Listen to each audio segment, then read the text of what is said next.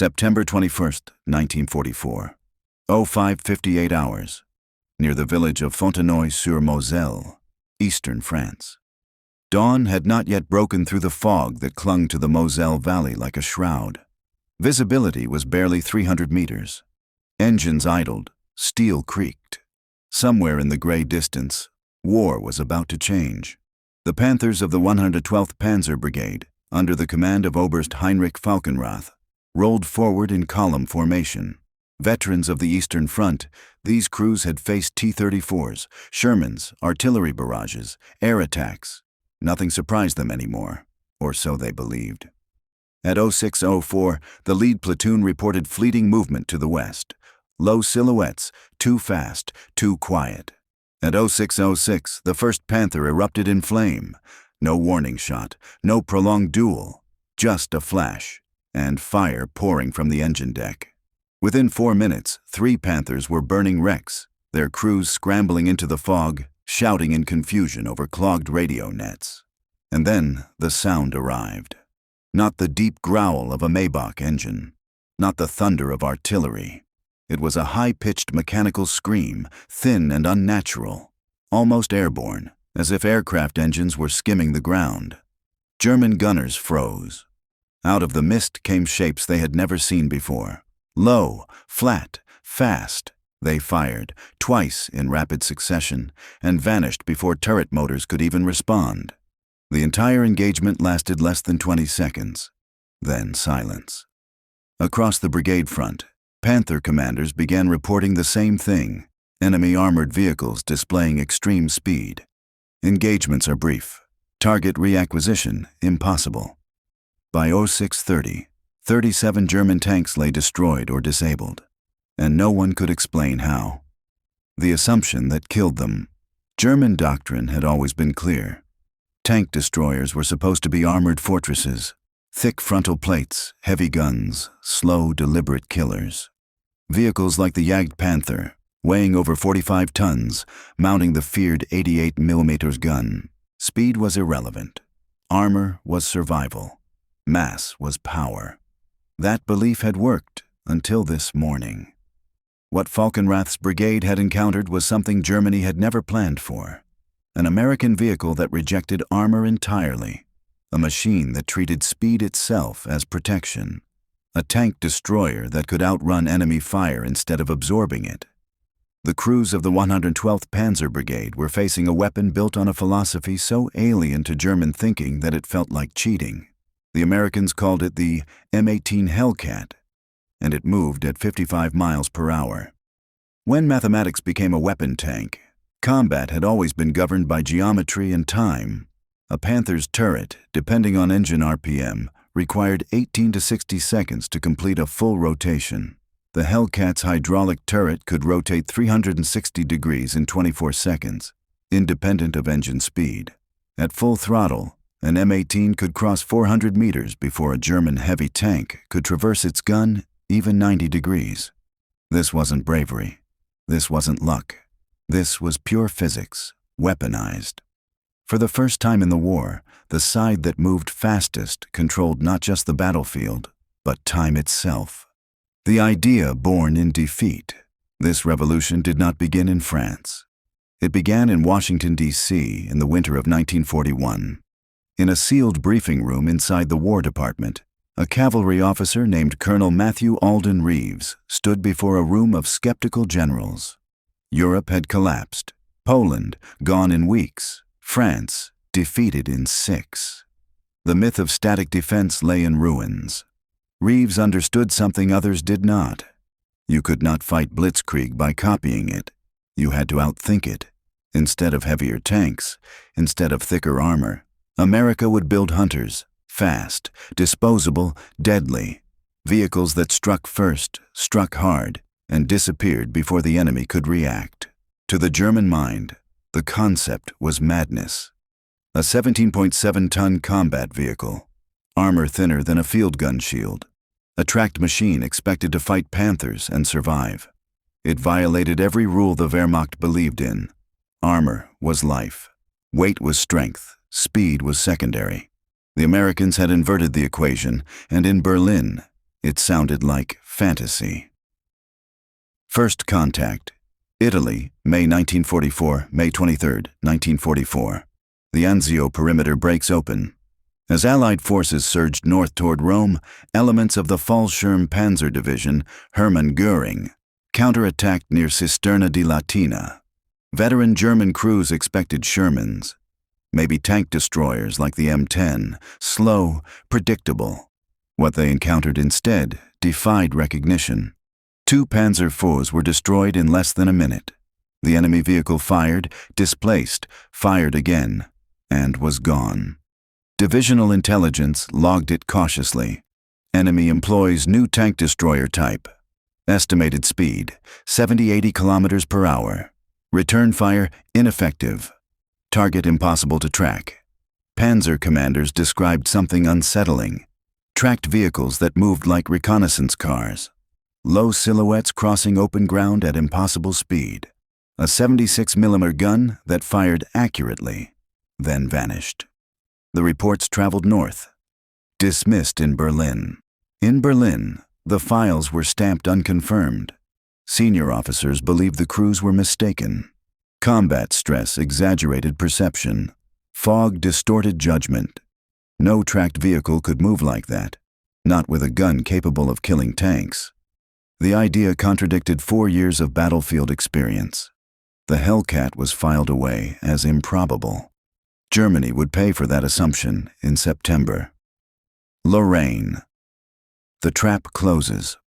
By early autumn 1944, the war's momentum had shifted violently west. General George S. Patton's Third Army tore through France faster than German planners could react. Supply lines stretched thin, defensive lines buckled. Furious Hitler ordered an immediate counterstroke. Objective: destroy Patton's spearhead. Recapture Nancy. Restore initiative. The task fell to General Hasso von Manteuffel's 5th Panzer Army, reinforced with newly formed units, the 111th and 113th Panzer Brigades, both equipped with factory-fresh Panthers. Crews rushed from training grounds to the front. They were confident. They shouldn't have been. Dawn in the fog. September 19, 1944, near the village of Arrocamont, Lorraine. Heavy fog smothered the low ground. Visibility collapsed. German armor advanced blind, trusting weight and firepower to break whatever lay ahead. Waiting for them were the M18s of the 706th Tank Destroyer Battalion, attached to the 4th Armored Division. They did not wait behind prepared positions. They hunted. 30 minutes of annihilation. Lieutenant James K. Laird's platoon struck first. From concealed hull-down positions, Hellcats fired at ranges between 400 and 800 yards, then immediately displaced. Engines screaming, tracks biting into soft earth. German gunners never completed a firing solution. One Hellcat in particular, commanded by Staff Sergeant Robert "Red" Callahan, worked the brigade's flank like a scythe. His gunner fired. A Panther burned. They moved. Again, again, again. 6 Panthers destroyed in under 10 minutes. Each time German turrets swung toward the threat, it was already gone. By the time the fog began to lift, the battlefield told the truth. The cost of disbelief. German brigade records were brutally concise. Engagement with enemy tank destroyers vicinity Arrocamont. Enemy mobility unprecedented. Estimated speed exceeds 80 km/h. Losses: 39 tanks destroyed, 11 damaged. Enemy losses: estimated 3 to 4 vehicles. The counteroffensive collapsed before it began. What the Germans had dismissed in May now stood undeniable. The autopsy. In November 1944 near Metz, German forces finally captured an intact Hellcat. In armored warfare, victory is not decided by bravery. It is decided by time. Time to see the enemy. Time to rotate the gun. Time to fire before being fired upon. The M18 Hellcat was not faster merely in kilometers per hour. It was faster in every unit of time that mattered. And the math was merciless. The tyranny of turret speed. German tanks were powerful, but mechanically constrained. Their turret traverse depended on engine RPM. Low revs meant slow reaction. High revs burned fuel, strained engines, and reduced control. Tiger Y, 6 to 19 degrees per second, up to 60 seconds for a full rotation. Early Panther, 6 degrees per second, a full minute to turn the gun. Late Panther, up to 19 degrees per second. Only at high RPM Tiger II, 15 to 24 degrees per second, still dependent on engine speed. The Hellcat ignored all of this. Its hydraulically powered turret rotated at a constant 15 degrees per second, regardless of throttle, terrain, or maneuver. That single design choice shattered the old geometry of tank combat. Movement as firepower. At full speed, the Hellcat did something no German crew had trained for. 400 meters in 16 seconds, 800 meters in 33 seconds, 1,000 meters in 41 seconds. A Panther, meanwhile, required 30 to 60 seconds just to swing its gun halfway across its arc while tracking a moving target. The implication was devastating.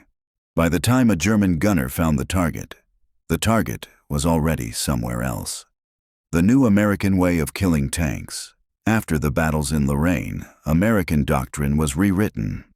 The Tank Destroyer School issued revised guidance based on battlefield reality. The M18 is not to be employed in prolonged engagements. Survivability is achieved through movement. The rules were brutally simple. Fire 3 to 5 rounds, displace at least 200 yards, reappear from a new angle, never remain visible longer than 1 minute. This was not a duel. It was predation. German crews trained for range estimation, armor angling, careful shot placement. The Hellcat crews trained to disappear. Ardennes, December 1944. December 19th, 1944. The Ardennes forest. Hitler's final gamble was unfolding. A massive armored thrust toward Antwerp. At its tip advanced the 2nd Panzer Division, racing through fog and snow toward the crossroads village of Neuville. Holding the line were scattered American forces, elements of the 101st Airborne, and 4 Hellcats. Just 4 vehicles against a division.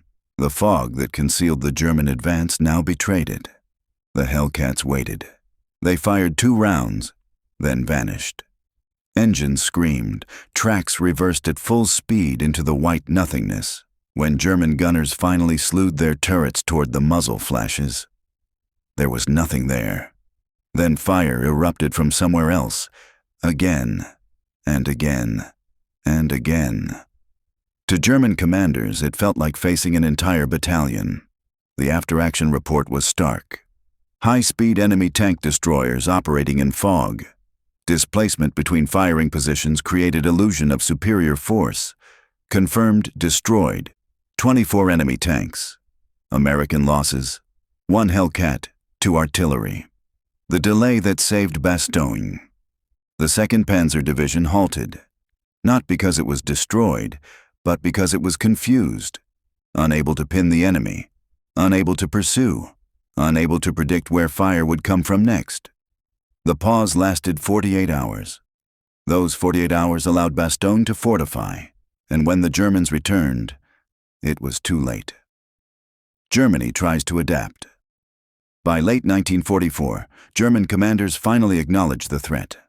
Orders circulated. Do not chase Hellcats' pre-aimed turrets on likely escape routes. Use infantry ambushes with Panzerfausts. Call artillery on suspected positions. But doctrine is muscle memory. Years of training could not be undone in weeks. And the truth remained. The Hellcat was never meant to be rare. It was meant to be everywhere. From its first blueprint, the M18 was designed not as a masterpiece of metallurgy, but as a product of industrial velocity. Speed on the battlefield required speed in the factory. A machine built for America. The heart of the Hellcat was already waiting. The Wright R975 radial engine, an air-cooled aircraft-derived power plant, was already rolling off American production lines in vast numbers. It powered airplanes, artillery tractors, even early tanks. The transmission required no finesse, no delicate clutch work, no specialized schooling. An automatic torque-matic gearbox allowed drivers to focus on what mattered most: movement. The open-top turret reduced weight, simplified assembly, and eliminated production bottlenecks. Wherever possible, designers used standard automotive components, parts Detroit already knew how to make fast. The Hellcat wasn't elegant. It was repeatable, and that made it dangerous. Training: the fastest cruise in the war. At Camp Hood, Texas, the U.S. Army quietly rewrote how armored soldiers were trained. Hellcat crews were not tankers in the traditional sense. They were something closer to mechanized cavalry. Drivers were trained like racers. Full throttle acceleration, emergency braking at speed. Terrain reading at 40+ km/h, maintaining stability during brief firing halts. They learned to keep engines screaming, because slowing down could mean dying. Gunners were taught something radical. Accuracy was secondary to tempo. They trained to acquire targets instantly, fire quickly at moderate ranges, accept missed first shots, correct and fire again. Immediately, German gunners waited for perfect shots. Hellcat gunners created chaos. Commanders were the true weapon. They learned to read terrain like a chessboard, plan 2 escape routes before firing, coordinate multiple Hellcats as a moving swarm. A Hellcat commander never asked, "Can we kill this tank?" He asked, "Where do we go after the shot?" A different kind of soldier. Not every man could serve in a Hellcat. Recruiters learned quickly who belonged and who didn't. They looked for men who thrived under uncertainty, made instinctive decisions, accepted that armor would not save them. Heavy tank crews trusted steel. Hellcat crews trusted speed and each other. There was no illusion of safety. Everyone knew the truth. The cost of thin steel. The Hellcat's armor was barely armor at all. 25mm at best, 13mm on the sides. It could be penetrated by 20mm anti-aircraft guns, 37mm anti-tank guns, Panzerfausts, artillery fragments, even heavy machine guns at close range. This vulnerability shaped everything. Doctrine became obsession. Never remain still under observation. Avoid cities. Speed dies in streets. Keep infantry. 500 meters away, mask movement with terrain, coordinate constantly with friendly infantry. Hellcat crews developed a sixth sense, a continuous scan for danger, cover, and escape. Stillness felt wrong. What the numbers really say by war's end, the record was clear. Across Europe, M18 battalions reported, 704th TD Battalion, 106 tanks destroyed, 3rd, 92-609th, 67-705th, 89-805th, 51 total M18s committed to combat. 540 vehicles lost, 2:116 kill-to-loss ratio, 2.3, 1 respectable but not miraculous. More revealing was something else. Hellcats spent nearly 70% of their combat time supporting infantry, not hunting tanks. The great pre-war fear, massed German armor attacks, rarely materialized. Doctrine had outrun reality. The Hellat in Italy. Italy told a different story. Mountains, narrow roads, limited maneuver space, and yet the Hellcat adapted. The 805th Tank Destroyer Battalion discovered that speed didn't vanish. It changed form. Hellcats raced along mountain roads where Panthers struggled. They appeared on ridge lines, fired down into valleys, then vanished before German artillery could respond. The M18 Hellcat was not revolutionary because it was fast. It was revolutionary because every system inside it existed for speed, not as an advantage, but as a necessity. Nothing about the Hellcat was accidental. Engineered for motion. At the center of the design was a decision few armies dared to make. Remove complexity, remove hesitation, remove delay. The torque-o-matic transmission. The Hellcat's automatic transmission, developed by General Motors, erased a critical vulnerability. No clutch, no gear hunting, no hesitation under fire. 3 forward gears shifted automatically based on speed and load. The driver's job became singular. Move. At 80 kilometers per hour. That simplicity saved lives. Torsion bar suspension. 14 inches of wheel travel gave the Hellcat something no leaf spring vehicle could sustain. Continuous speed over chaos. Ruts, shell holes, broken ground, impacts that shattered suspensions on heavier vehicles were absorbed and ignored. The Hellcat didn't slow down. It flowed. The Wright R975 radial borrowed from the sky, the 9-cylinder air-cooled radial engine gave the Hellcat an extraordinary power-to-weight ratio. Early models, 350 horsepower. Later models, 400 horsepower, no radiator, no coolant, no single vulnerable system to rupture under fire. It was loud, it screamed, and when German crews heard it, they knew something was coming, too fast to stop. Hydraulic turret traverse. Perhaps the most quietly decisive feature of all. While German turrets slowed or stalled at low RPM, the Hellcat's gun rotated at a constant 15 degrees per second, whether idling, accelerating, or reversing at full throttle. The gun moved when the commander needed it, not when the engine allowed it. Why Germany couldn't adapt? The Wehrmacht was famous for innovation. So why did it fail here? Doctrine as a cage. German tank crews were trained for perfection, long-range engagement, precise gunnery, measured response. Against Hellcats, those skills became liabilities. You cannot calculate what refuses to stay. Mechanical reality. German traverse systems tied reaction speed to engine RPM. At low speed, during ambush, movement, or confusion, their guns simply couldn't keep up. Against a flanking Hellcat, a Panther at idle was nearly defenseless. Psychological shock. For years, German tankers had been hunters. Now they were being hunted. The sudden reversal, being hit from unseen angles by vehicles they could not pursue, broke confidence. Combat effectiveness eroded faster than armor. Command and control.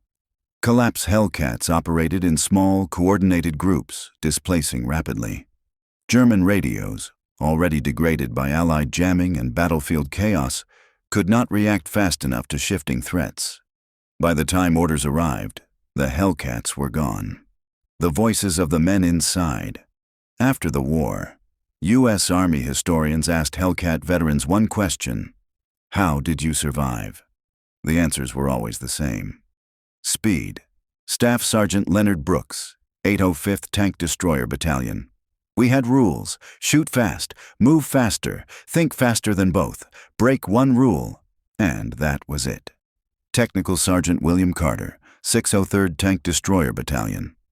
The Hellcat wasn't about fair fights.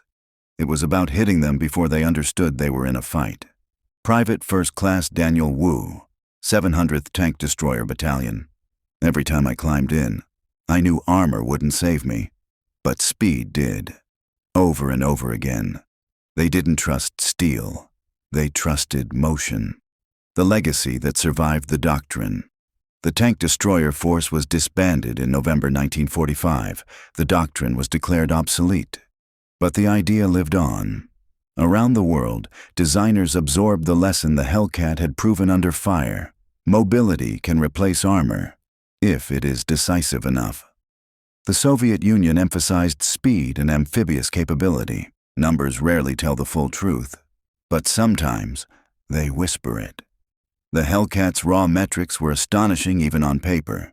Top speed, 55 mph, faster than any tracked combat vehicle of the war cross-country speed. Over 40 km/h acceleration, from standstill to 30 mph in seconds. Operational range, 150 miles on internal fuel ground pressure. Lower than many civilian trucks. It floated across terrain where heavier machines sank. But statistics only matter when translated into survival. What the numbers really meant on average: each Hellcat destroyed more than 2 enemy tanks before being lost. Its average frontline lifespan was barely 2 months. That sounds grim until you read the next figure. When an M18 was destroyed, nearly 3/4 of its crews survived. They lived because the vehicle moved fast enough to escape.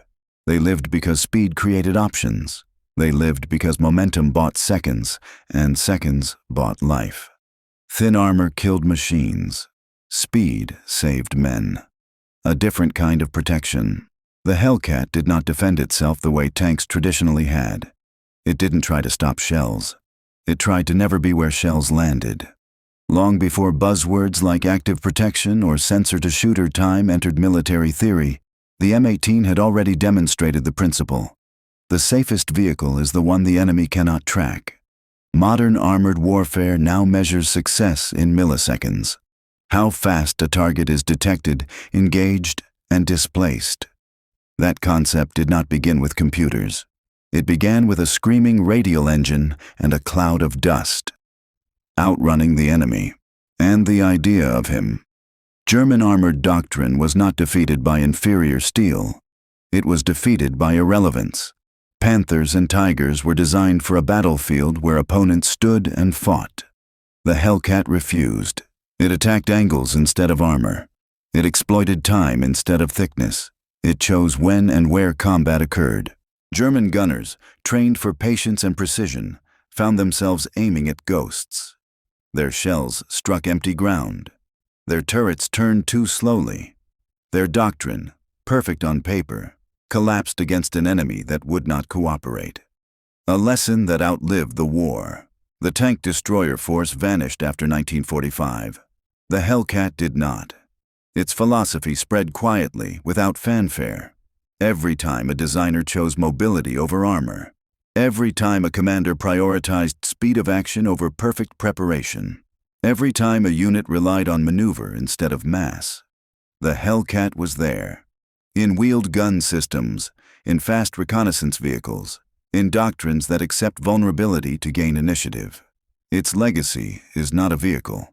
It is a decision. The final reckoning, the M18 Hellcat was not the strongest. It was not the safest. It was not the most heavily armed. But it changed the rules. It proved that protection does not always mean armor. Lethality does not require dominance. Victory does not belong only to the heaviest machine. Sometimes it belongs to the one that arrives first, fires first, and is gone before the enemy understands the fight has begun. At 55 miles per hour, the Hellcat didn't just outrun German tanks. It outran German thinking. Epilogue. On the battlefields of France, in the fog of the Ardennes, and in the closing months of the war, German tank crews learned a brutal truth. They were no longer hunters. They were being hunted by something faster, lighter, and unwilling to fight fair. Today, historians no longer see the Hellcat as merely a tank destroyer. They see it as a moment when warfare pivoted, when speed became survival, and motion became armor. And that lesson still echoes. Because sometimes the best defense is simply not being there.